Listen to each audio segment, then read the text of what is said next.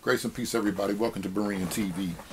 Berean, I don't have nothing to do with organized religion. Anybody that got sense won't be involved in any organized religion. I often hear that from a lot of people that don't want to deal with church. And and it sounds good. And other people would say it too. What do you think about organized religion? I really don't have any feelings on it, but I can tell you what scriptures say, and I'm going to attempt to explain the problem with people that make that statement. Being that I'm a believer, I follow the teachings of Messiah. I follow the teachings of Jesus the Christ. And no matter what the situation was, I constantly see Jesus in the temple. I see Jesus in the synagogue. I see the Apostle Paul, Peter, James, and John. I see them all in the synagogue. Acts, the 3rd chapter, they were on their way to the synagogue. In the synagogue, there was a man outside begging.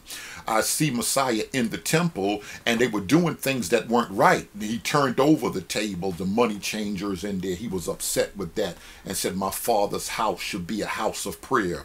Now, a lot of people like to take Jesus and the apostles outside of their context, outside of the historical settings. Jesus, no matter what you say, Jesus was a 1st century rabbi, and I have to put him there. I can't make him a therapeutic. I can't put him in Egypt back in the 18th dynasty. I just can't do that. I can't pull him out of his historical context. The same with the Apostle Paul's and how the church was birthed.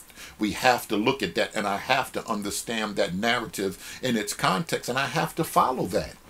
Now, one problem that we have is people, Christians, Israelites, people in general, they are under the misconception, hear me and hear me good. This is not just the Bible thumpers. There's a lot of people that one of their main things, I don't want to go to church because hypocrites are in church and all this crazy stuff. If you think anybody in the Bible outside of Messiah was perfect, you're deceiving yourselves. There's a lot of people that's moving in deception because they think people are perfect, and Messiah and God only uses perfect people. Moses wasn't perfect. David wasn't perfect. Solomon wasn't perfect. Abraham wasn't perfect. Adam wasn't perfect. Adam fell. Adam messed up. So we have to understand that Messiah can use people. God can use people that are not perfect, and he does all the time. There's nobody that's perfect. So when we start, we're looking for something. I think a lot of people are looking for something in spiritual people, in believers, in Christians or whatever, that's not really there. We're moving towards perfection, and there's a process of sanctification that scriptures talk about. This is how come systematic theology is important. How can I begin to understand sanctification? And there's a lot of people that don't, believers and non-believers alike. There's many people that's making the statement, I don't have to deal with organized religion, but you don't have that within the biblical narrative. Now we have Essenes, we have monks that went away to study. We have the Essenes who from Qumran, who most people believe wrote the Dead Sea Scrolls. They got away and they were in a community by themselves. They didn't want to have anything to do with the temple and the Sadducees and the Pharisees, and they were waiting for the coming of the king.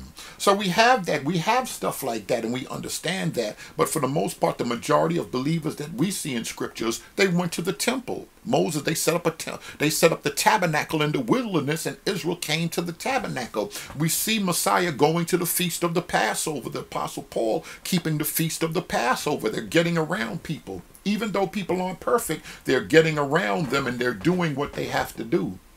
I just wanted to bring that out to clear some things up, because there's a lot of confusion and a lot of people are running. And it sounds good.